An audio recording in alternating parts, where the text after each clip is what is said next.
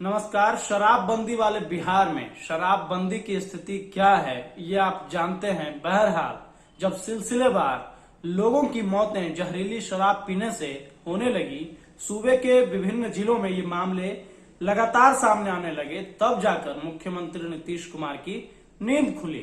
नींद खुलते ही उन्होंने ऐलान किया कि शराबबंदी समीक्षा की एक हाई लेवल मीटिंग करेंगे। मीटिंग में यह तय किया जाएगा कि कमजोरी कहाँ है, किस बिंदु पर ये कानून जो है वो सफल नहीं हो पा रहा है, चूक कहां हो रही है।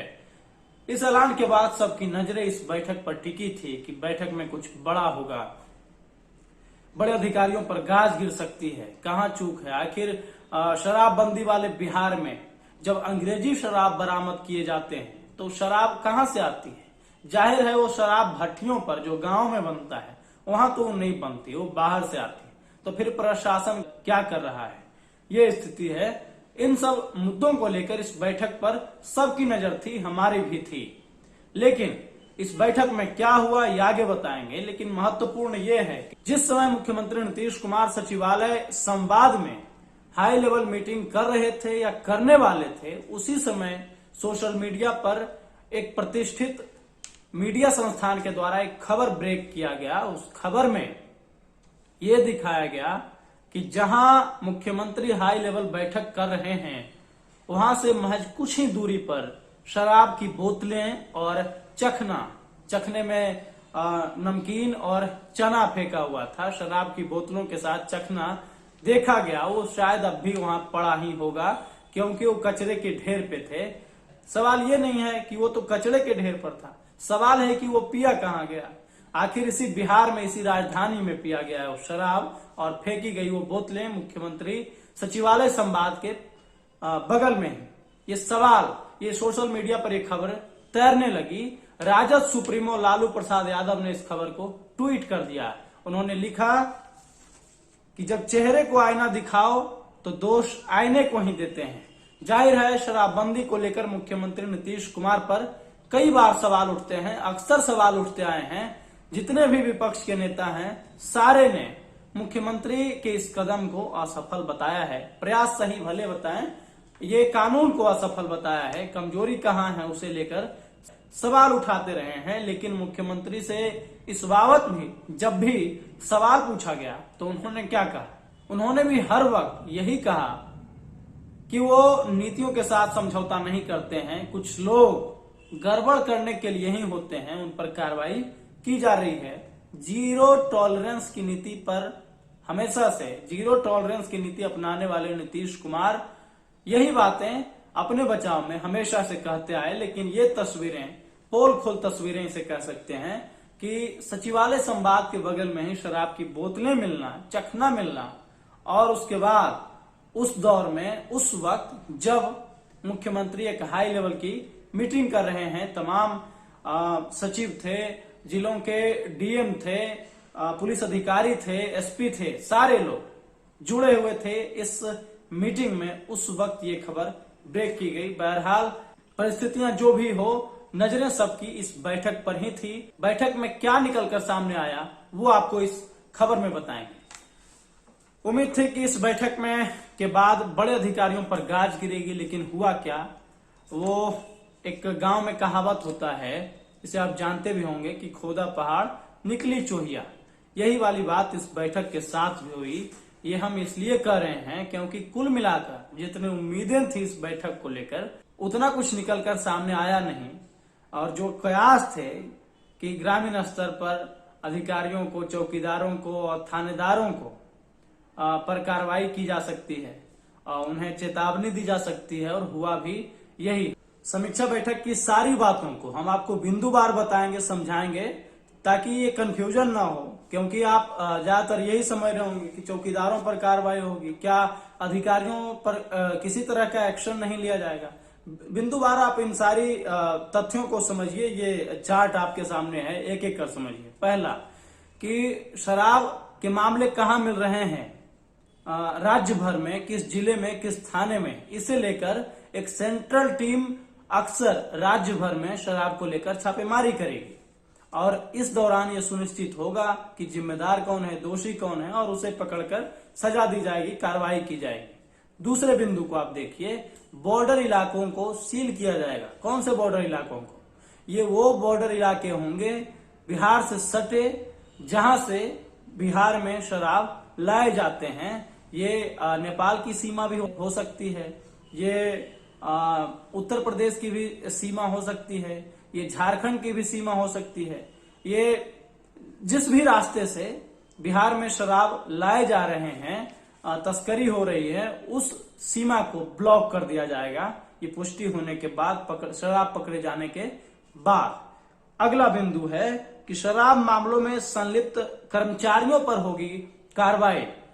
ये इसलिए कि अक्सर ये खबर सामने आती है कि सीएम नीतीश के अधिकारी शराब के नशे में पाए गए।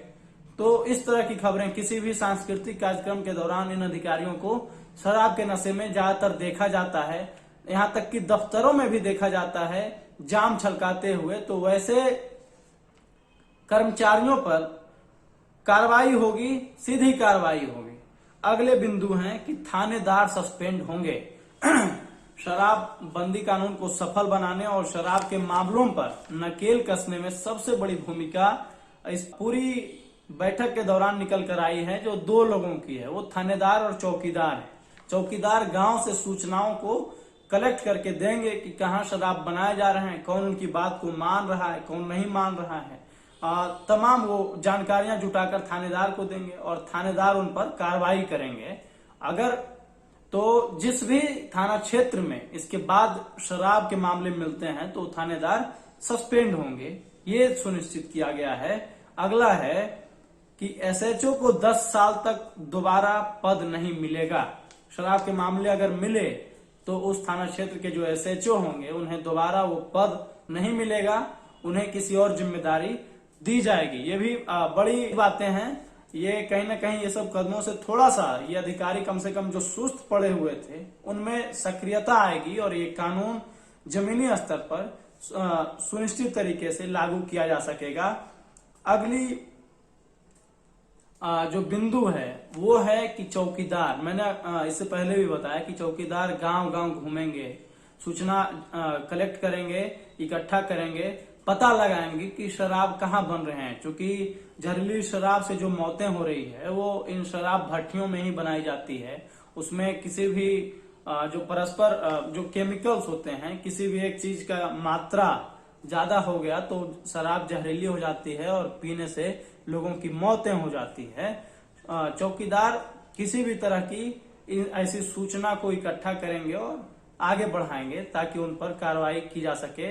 और ऐसा नहीं करने पर, अगर चौकीदार ऐसा नहीं कर रहे हैं किसी भी कारणवश, चूंकि लोकल चौकीदार होते हैं, जाहिर है कहीं कहीं ऐसे भी होते हैं कि जिस थाने में वो पदस्थापित हैं उसी थाना क्षेत्र के वो निवासी भी हैं, इस स्थिति में वो सूचना नहीं भी दे सकते हैं, तो उन पर कार्रवाई तय है। चौकीदार पर सीधी कार्रवाई होगी। लगातार विपक्ष के नेता, अगला बिंदु, सवाल उठाते रहे कि इस शराबबंदी वाले बिहार में शराब की तो होम डिलीवरी हो रही है, यहाँ तक कि पब्लिक ओपिनियन जब आप देखेंगे शराबबंदी को लेकर तो ये सवाल उठते हैं कि यहाँ कहाँ शराबबंदी, यहाँ दुकानों में तो नहीं मिलते लेकिन होम डिलीवरी होती है, जहां कहिए वहां मिल जाती है, यहाँ तक कि आपके बिस्तरों तक शराब पहुंच जाते हैं। तो इसे लेकर पूरी तरह से ख्याल इसका रखा जा रहा है कि इसमें कहाँ चूक हो रही है और कहाँ से ये डिलीवरी हो रहा है, इस पर निगाह रखी जाएगी और दोषियों पर कार्रवाई की जाएगी। इसके बाद इंटेलिजेंस मशीनरी, ये वो होता है जब आप कहीं जाते हैं, आपके सूटकेस में क्या है, आपके बैग में क्या है, और आप शराब के नशे में हैं या नहीं है, खुफिया जिसे हम कहते हैं, खुफिया जानकारी, तो ऐसी तकनीकों का विकसित किया जाएगा, दुरुस्त किया जाएगा, जिससे हम आसानी से जो चीजें शराब तस्करी में उपयोग की जा रही है उस पर हम नकेल कस सकें, कसा जा सके।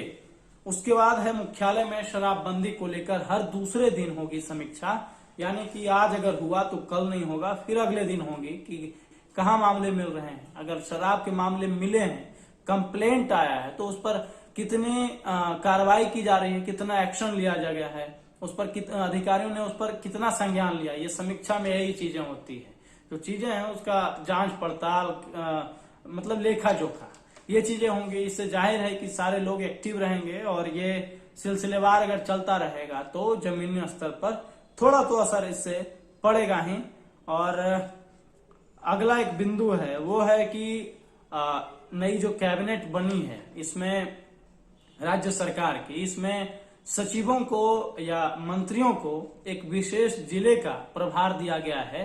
उनकी जिम्मेदारी है कि उस जेल अपने डिपार्टमेंट के अलावा जिस भी डिपार्टमेंट, जिस भी विभाग के वो मंत्री हैं या सचिव हैं, उसके अलावा उन्हें एक जिले का प्रभार दिया गया है जहां वो विकास को सुनिश्चित करते हैं, डेवलपमेंट को सुनिश्चित करते हैं, लॉ एंड ऑर्डर को सुनिश्चित करते हैं। इस स्थिति में उन प्रभारी मंत्रियों या सचिवों की जिम्मेदारी होगी कि वो इन सारे बिंदुओं को कैसे इम्प्लीमेंट करें और शराब के मामले जो हैं उसे कम किया जा सके या कहें तो बंद किया जा सके, चूंकि बिहार पूर्ण शराबबंदी वाला राज्य है। बहरहाल इस बैठक में जो चीजें निकलकर सामने आई वो था कि कहीं न कहीं जिलों के बड़े अधिकारियों या मंत्रियों के सहयोग से आरोप तो यही लगते आए हैं कि ये छोटी मछलियों की बात है नहीं, इसमें बड़ी मछलियां संलिप्त हैं। तो उन लोगों पर जांच पड़ताल के बाद कार्रवाई होगी, जांच बिठाया जाएगा। लेकिन ऐसा कुछ हुआ नहीं, हुआ वही जो पहले होता था कि चौकीदारों पर, थानेदारों पर और थोड़ी बहुत जिम्मेदारी मंत्रियों को, सचिवों को भी दे दिया गया है। बहरहाल जो भी है फैसले अच्छे हैं। अगर इसे अच्छे से इम्प्लीमेंट किया जा सके तो हम पूर्ण शराबबंदी वाला राज्य क्यों नहीं हो सकते हैं, क्योंकि शराब हानिकारक है। मुख्यमंत्री भले ही शराब बैन यहाँ कर दिए हों, लेकिन वो अक्सर कहते हैं अपील भरे लहजे में, भले ही इस पर सवाल उठ जाए कि गंदा चीज पीने से ऐसा तो होगा ही, यानी मौतें तो हो गई, क्यों पीते हैं। तो ये जागरूकता वाली बात है। लेकिन जब यहाँ शराबबंदी है तो फिर शराबबंदी कराइए, चाहे वो जैसे हो। आपके पास सिस्टम है, आपके पास लॉ एंड ऑर्डर है, तरीका आपके पास है, बशर्ते आपको इसे अच्छे से इम्प्लीमेंट करने की जरूरत है। शुक्रिया।